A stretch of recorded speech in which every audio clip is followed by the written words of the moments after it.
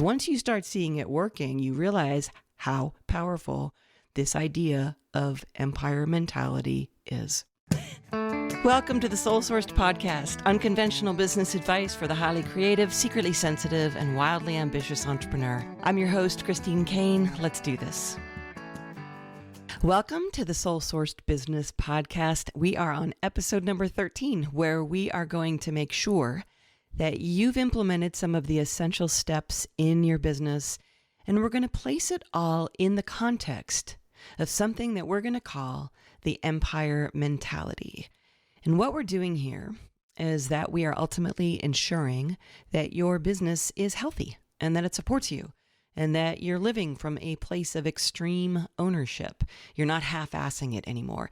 And this may mean that I will be calling you out on some of the subtle ways that you unknowingly kind of diss yourself in your business with the actions or non-actions you take or the things you keep putting off. So as I record this episode, I just completed our third virtual client retreat of 2020 here at UpLevel. We spent 3 days online together working on marketing and strategy and mindset. And we even did a really great hands-on session teaching everyone how to set up their bookmarks bar and extensions in Google Chrome.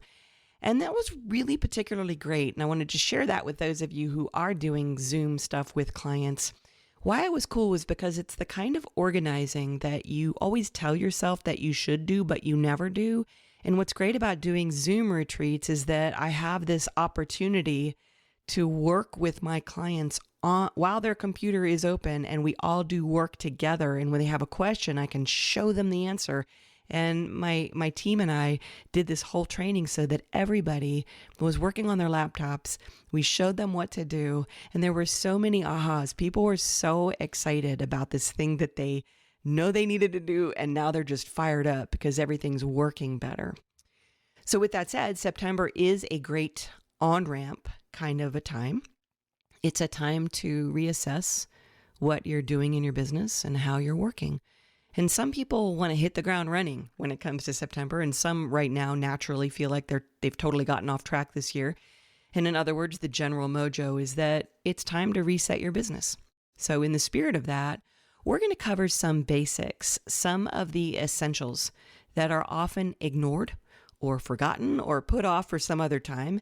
And so what happens when these essentials are ignored is that your business behaves more like a hobby. So for some of you, this episode will be a review, a way to get back on track and set up the foundation for you to move forward. And for others, this will be a bit of a wake-up call where you really get to look at whether or not you've been actualizing and embodying the role of owner. And that role, that mentality is a big thing. At UpLevel, we teach what we call the empire mentality to our clients. And what that means is that no matter what size your business is, you treat it like it's an empire, or in some cases, I call that a mini empire. And you treat yourself like an owner, not like an employee. So most people are wired up from day one to have an employee mentality. And what's at the core of the employee mentality is the energy of reaction. You tell me what to do, and then I will go do it. And in fact, some of my clients who have had the hardest time starting their business and owning this mindset have come from corporate. Not because they aren't really powerful people who know how to kick ass and take names and achieve, but because they've had years of training in being told what to do by a supervisor or a director or a board. And when they suddenly step into the role of what I call the CEO of Y.O.U., there's an internal adjustment that is utterly indescribable. They often feel like something's wrong with them, but it's mostly because they just haven't established the energy of extreme ownership, of treating this business like an empire, like a real business. They see how new it all is, or they don't really take themselves seriously because they don't have all the, what I call ego bling that propped up their sense of identity. You know, like it propped it up back when they were in corporate. So that might mean something like a really cool title you could stand behind, or a really cool company name that made you feel important, or a kicky little business card, or a staff of people who reported to you, or whatever. Those are the things I call ego bling. And if you've been employed before, you might get a sense that those things were kind of like costumes for your sense of self, for your sense of empowerment. And now that power, that sense of power has to come from within. And that's an intense shift to make. So what can happen is that you neglect to do some of the basic essentials for treating your business like a business. And even though you have a business, there's still a little bit of energy around it that makes it feel more like a hobby. So one of my coaches at UpLevel, Elaine Bailey, she started off with me as a client way back when I started UpLevel, and then she built a business, and ultimately she became a coach here at UpLevel. And this is a direct quote from her, and it was something that she said as she was trying to describe the shift from employee mentality to empire mentality. She said, "I can still remember back when I was in corporate, my directors told me what to do. They told me my priorities, and they managed me. Plus, I didn't have to think about what anything cost or cost our clients. I just got a check. Then, when I started a business, no one was telling me what to do anymore, and I had to make decisions for myself. No one managed me on a day-to-day basis, and I had to figure out what to charge for my services. And this was when I came face to face with having to create my empire mentality. I had to stop being tempted to be what she called small Elaine, and I had to start being business owner Elaine. Big girl panties, you know?" And that's the end of Elaine's quote. And it's not just, by the way, former corporate people who do this. It's everyone. And that's because setting up your strategy to match a level of power you don't yet feel can be daunting. Like, who am I to act all puffed up? It's the ever ubiquitous, "who do you think you are?" voice that pummels us in the background. So we ignore some of the essentials that actually are there to set us up for success. So on this episode, we are going to talk strategy. We're going to look at how taking a few simple steps in the strategy track of your business can keep your mindset in a more powerful place. And this will apply to you if you're just getting started, or maybe if you've gotten a bit off track. And even if you have some of these in place, what I teach here on this episode will hopefully anchor you back to your awareness of why these things do support you. And then you can go forward and create a supportive framework for the important work you do, whatever level you're at. So firstly, let's come back to that empire mentality thing and really define it. So having an empire mentality means that you operate in your business and your life often from what I call a future-based mindset, meaning you make future-based decisions that honor the successful business that you're building. Most people, by default, they look around and they assess how things are or how they feel at this moment, and then they make decisions from there. And they make decisions that often keep them stuck at that same level. So it's a big shift to make future-based decisions.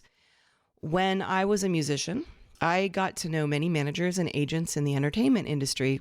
And I remember hearing one industry executive describe something that one of their artists did to kind of future base, to manufacture a new identity for herself. Now, I'm not going to name any names because I wasn't in the room at the time, and I don't want to act like I know all the ins and outs, but this was told to me by somebody who was in the room. So this artist was a well-known bluegrass artist who became a household name and then turned their entire career trajectory into a career where they're playing at performing arts centers, and they were seen more as an elite level musician, no longer just someone who stole the show at the usual bluegrass festivals. But the whole thing was strategized in advance by this artist and their team. They set up new pricing, like tens of thousands more than before. They started saying no to old stuff. They began dressing in more classy clothing. The entire image was up-leveled to meet this new direction they wanted to go on. And it threw off a lot of people who didn't like those new changes. And there was a lot of resistance from old promoters and old fans. But over time, it totally stuck. And you would know the name of who I'm talking about, and you probably wouldn't even question that this person was at this caliber playing in these concert halls and performing art centers. But my point is that empire mentality, even though they probably didn't call it that, was created first. So as the late Dan Kennedy used to like to say, fame is manufactured. And I think we all labor under the illusion that the outside will change first. Like you have to be discovered before you can truly honor yourself as a business. But that's not how it works. You start by honoring yourself first. And that's what today's steps are about. I want to make sure that some of the basics are in place for you to stop treating yourself like a hobbyist in your business and start honoring yourself as an empire or a mini empire, if that's a name that rings more true to you. And of course, there is a caveat here. Some people hear me teach this stuff and they think I'm telling them to run out and get a big giant office downtown and rack up all kinds of overhead expenses so they can, quote unquote, look the part of a successful business, or they go buy a Lexus so they can get all the goodies that all those Instagram entrepreneurs seem to have. And that's not at all what this is about. The action steps you take are often found in much more subtle and insidious places than what kind of car you drive. So to that end, I want to start off with a question here. And that question is, what is one way that you don't treat your business like a business right now? Or you don't treat yourself at the level of business ownership that you know you need to be treating yourself at? And if you can find a few answers to that, then I want you to dig a little deeper and see if you can find out what is the belief behind that choice, or that non-choice, as the case may be. What belief is back there? And as you start to look at that, and we have that rolling in the background, I'm going to look at 7 simple action steps. I think it's 7. It's 7. And the mindsets behind them. And let me just say that in no way should you consider this to be legal advice or accounting advice. When it comes to the administrative details of any of this stuff, this is something that you have to look into for your own local laws and your legal parameters and that kind of thing. So talk to your attorney, your accountant, and if you don't have those people on your team, we're about to talk about that. All right. So the first action step is to set up a business entity for your business. And a key way that you're going to take your business seriously is this step. It is to stop filing your business as a sole proprietorship. If you do that, you want to set your business up as a LLC, as an S Corp, or whatever that entity might be. And like I said, I'm not going to be your attorney here. I'm not going to dive into all the details and specifics of how to do it. But there are 3 reasons why you do not want to stay as a sole proprietorship. The first is tax purposes, and that is because a sole proprietorship pays the highest taxes of any of the entities. And the second is legal reasons. When you have a business entity, it means that you are personally protected in the event of anything legally unexpected that might happen. In other words, you aren't going to face a loss to your personal assets if anything weird or wonky or unexpected happens on the legal front. Again, not an attorney. This is not legal advice, but it's something that I have been told many, many times over way back when I set up my S Corp. The third reason is the one I really love the most, and this is what I've already mentioned. It's an empire mentality. The excuses I hear from people who don't want to deal with the tedious legal or financial stuff range from things like, well, I don't really make enough money to worry too much about my tax stuff, or, I'm hardly big enough to be worried about legal issues. The empire mentality sets up the mindset of taking your business seriously before it becomes a last-minute rush, and because it forces you into the mindset of ownership, and it removes the idea of this being just a hobby. You stop dipping your toe in and you start being in. And in terms of future-based decisions, when you set up an entity, you are essentially telling the universe, I fully expect to make enough money to make this a great business.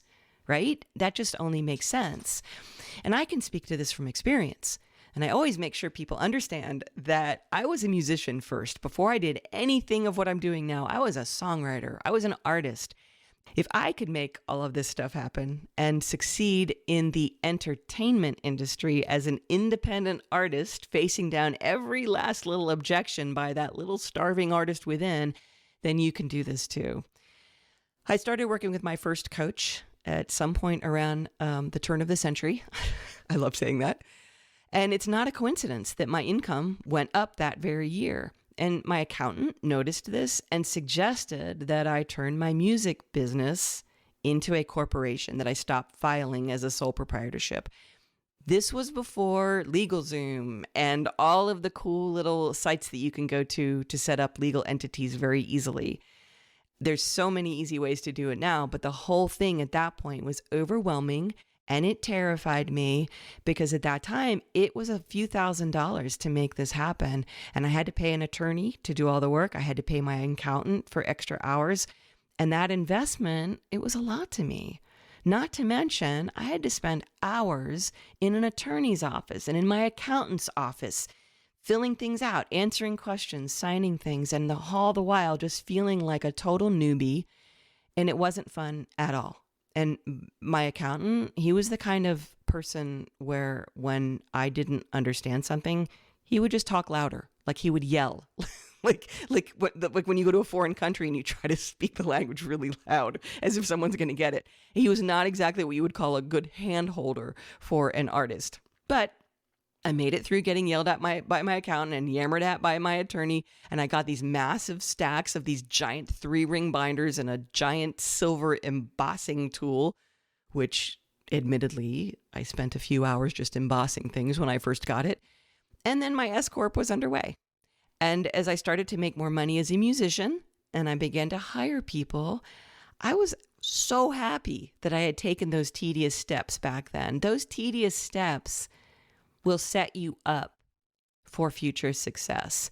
And then another little story is about a fateful night when I did a performance. I was at a first night festival, and brilliant me, I decided to light a candle on an old Advent wreath because I wanted to provide atmosphere. It was New Year's Eve, and I wanted to provide atmosphere. And in the middle of my performance, that thing turned into a veritable conflagration in the venue. It was like a fireball started because there was dried pine needles on the Advent wreath. And so I ended up being very grateful for the legal protection I had having an S-Corp. So I learned to appreciate the fact that my accountant and my lawyer had set me up for eventualities and unexpected boneheadedness on my part. The main point is that the action step of setting up a business entity contributed to my taking myself seriously as not just a performer and songwriter, but as the owner of an entertainment company and record label, which of course then grew into a different company when I opened Up Level in 2010. So entrepreneurs, we are vision people, we are idea people, and sometimes we don't like to get all bogged down in tedious details, but this is something that will pay off years and years down the road for you. All right, moving on. We'll get less tedious as we go. I promise. The second action step is that you need to get a business bank account.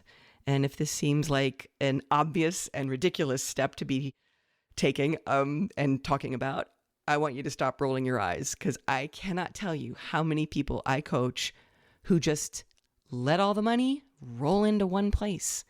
Solo entrepreneurs in particular, in their rush to just start a business, they don't think about the flow of money. This is that whole future-based decisions idea in action here. A new business owner looks around and thinks, well, I'm not making enough to justify getting a business bank account. So they throw everything into one account and they pay their groceries and they pay everything else out of that. And then they figure they'll just set it all straight at the end of the year at tax time. Please treat your business like a business. Get a business checking account, even if there isn't much in it at first. If we think of money as an energy and your intention as the navigational path, the navigational tool, then you're telling your money where to go and how to act. And if you're in chaos all the time, then your money will be in chaos too. If you treat it all like a hobby, again, the excuse being, well, I don't make enough to justify this extra tediousness. Or more often than that, I hear, oh, I'll be embarrassed if I set up a bank account that doesn't have much in it. What you're doing when you believe those thoughts, when you act from those thoughts, is that you're letting your fears run your business. You have to let your intentions run your business. Which brings us to action step number 3, and that is to pay yourself a salary. Most likely, you have heard someone at some point tell you that you have to pay yourself first. And it always sounds like a great idea, doesn't it? And it is a great idea. But if you're like many quick start entrepreneurs, the idea hits you, and then a week or two later, so does the end of the month, and you think, oh, okay, now what? How do I pay myself first? And at this point, writing yourself a big fat check before paying bills and invoices just seems wrong. And of course it does.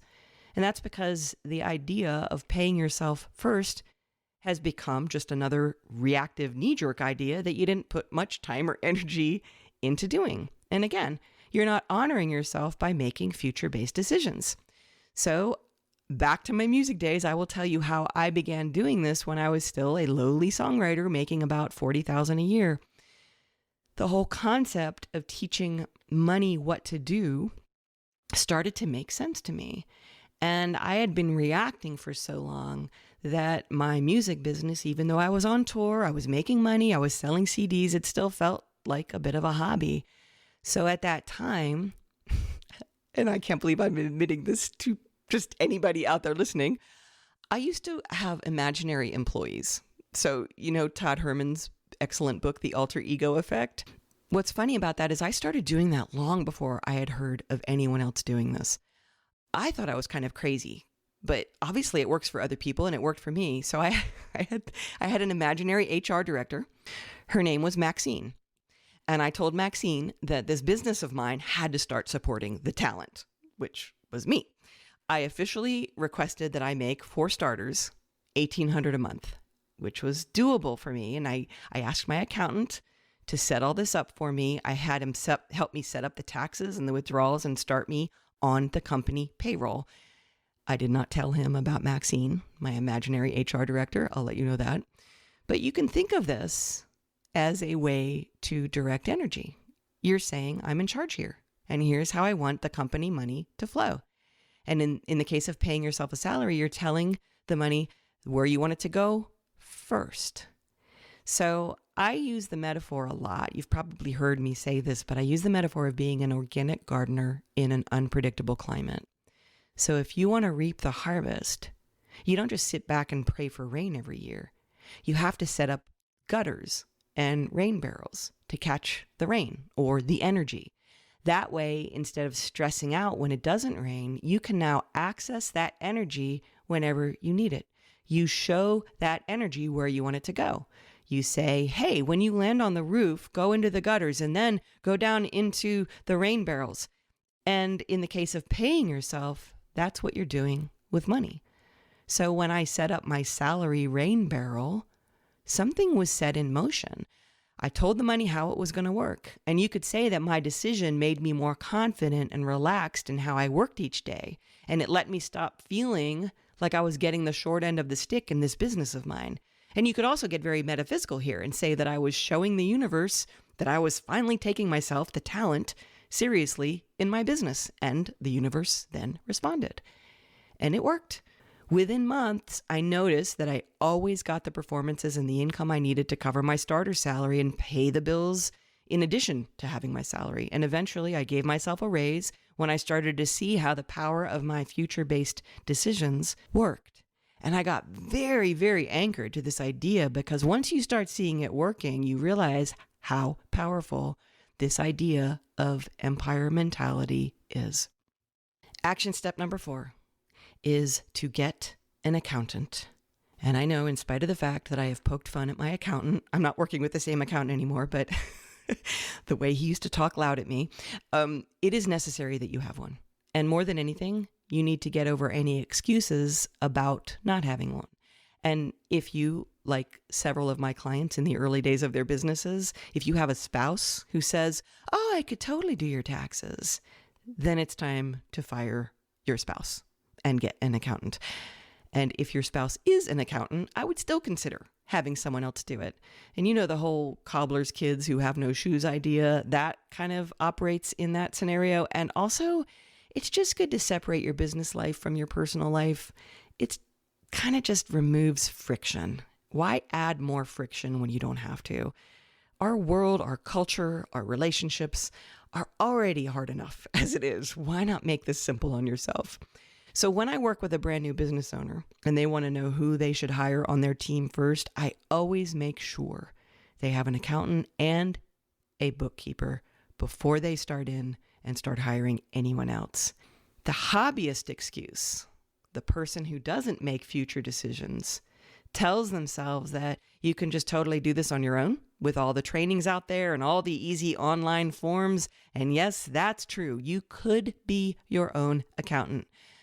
With that said, you could also watch a YouTube video on how to change your own oil and how to cut your own hair and how to even build your own house. The question here for you is A, is this the best place for you to spend your time? In other words, is this your superpower? At some point on this podcast, I am going to walk through how to find your superpower, but I am betting that if you're listening right now, your superpower is not numbers, details, and accounting. All right. And B, if it is, if you're like, hey, I'm actually pretty good at this, the B part of this question is how much energy does the perpetual dread of doing said accounting and numbers drain from you each month? Or if you've put it off until March and hate your life for a month, how much does that drain from you? And C, last question, how much does peace of mind cost? How much is it worth to have peace of mind? Let's put it that way. I can remember back in my early days as a musician when I had my accountant all in place, I had a bookkeeper, and I had my S Corp going. And I heard about a local they were a duo here in Asheville, a very popular duo, and they were getting audited. And it nearly wrecked them. They were hit financially hard by the audit. They were on the road having to unearth boxes of old receipts. The process lasted months, and they were hit with an enormous fine at the end of it. They didn't have an accountant, and it was, from everything I heard, a large slice of awful. Having an accountant, by the way, also reduces your chances of getting audited. And if for some reason you do get audited, you then have someone on your team, on your side, to help you manage the bureaucracy and the communication back and forth with bureaucrats who, trust me, do not have any empathy for your pathetic management of numbers or the fact that you're an idea person, not a detail person. They aren't going to care. All right, so next we are going to move into some more subtle ownership ideas that clean up your brain and the scattered tendencies that you may be prone to. And I say all of this with love, by the way, because I am you.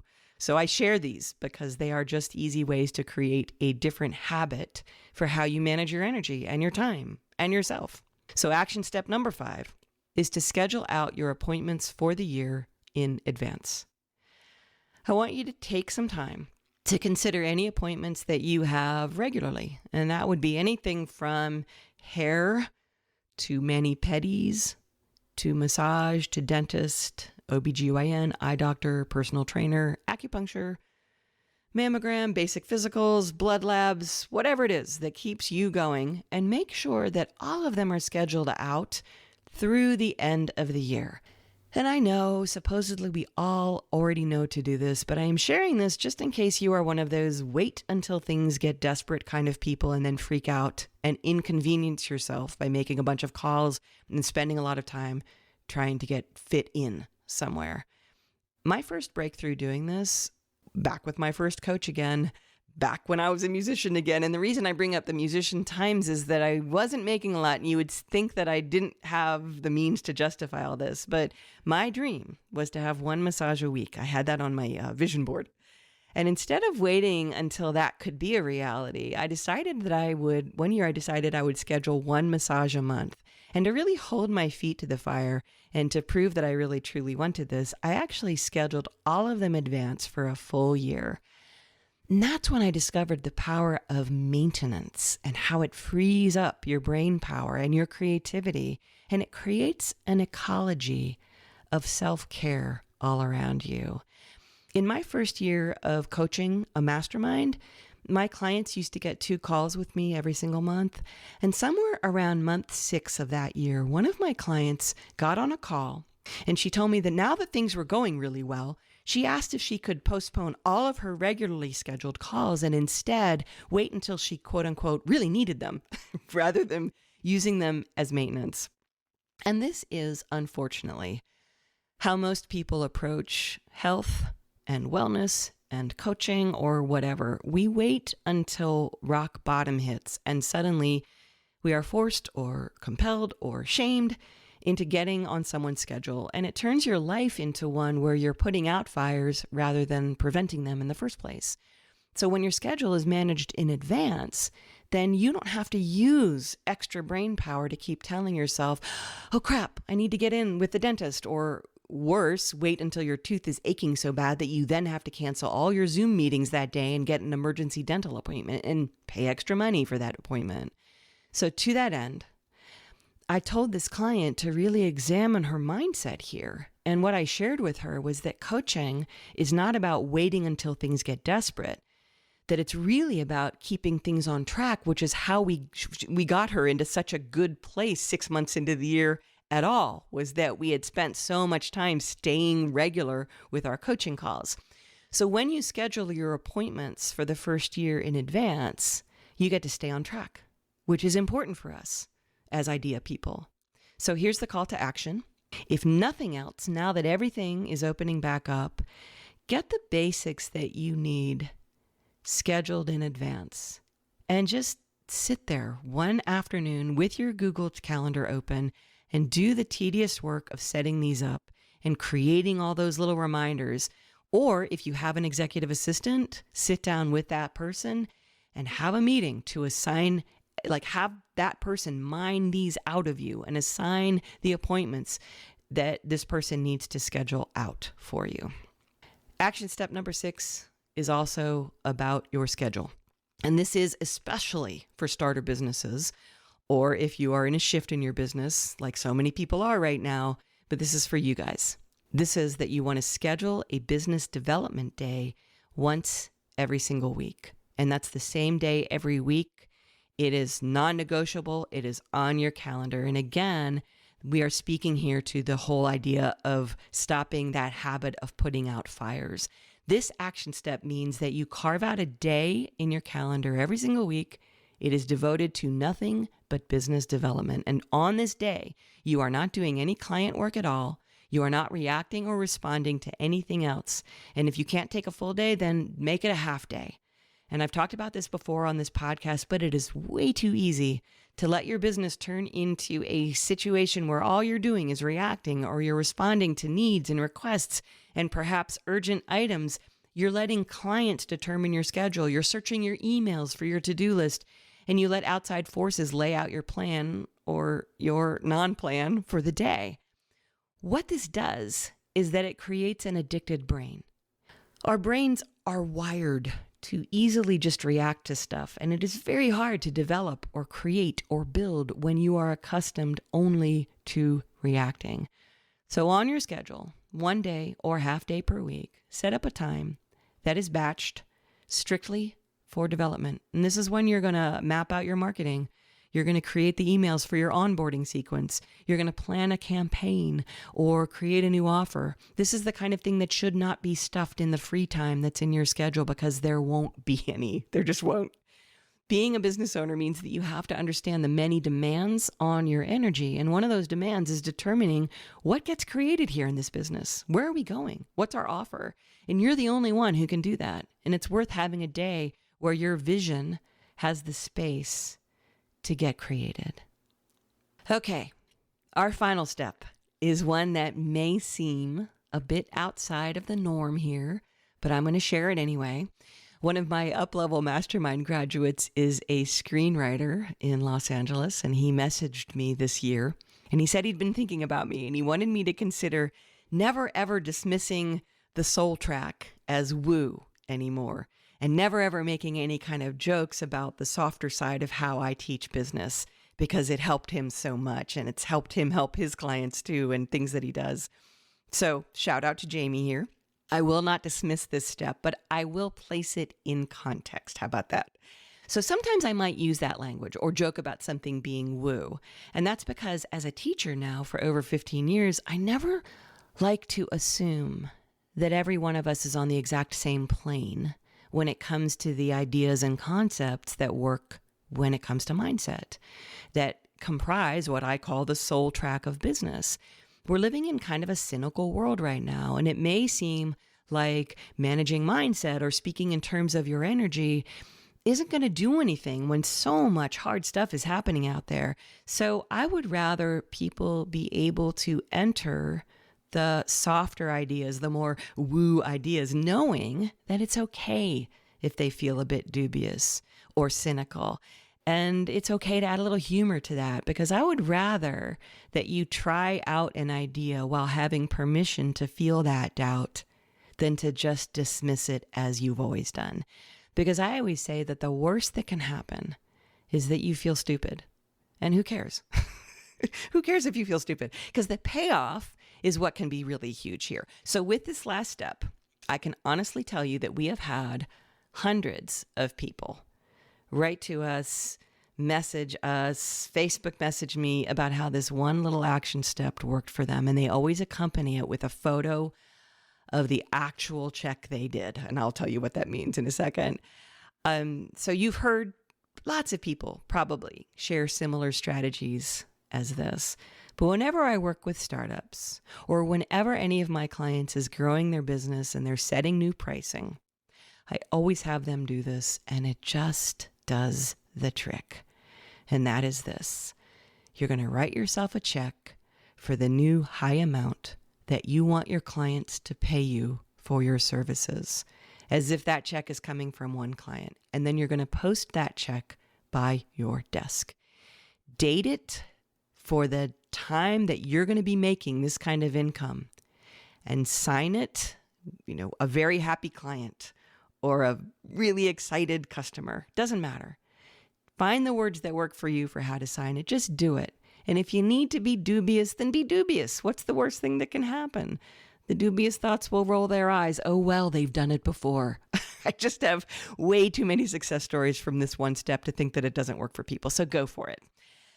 So we're going to wrap this episode up by saying, of course, that there are more levels and layers to creating and building the empire mentality, and to stop treating your business like a hobby.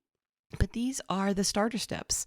And I'm hoping that even if you've already done some of them, that you'll use what we've walked through here today to mine for your own little ways that maybe you've stepped out of empire mentality right now, and discover how you can now reset and make that fix happen and really honor yourself as an owner again.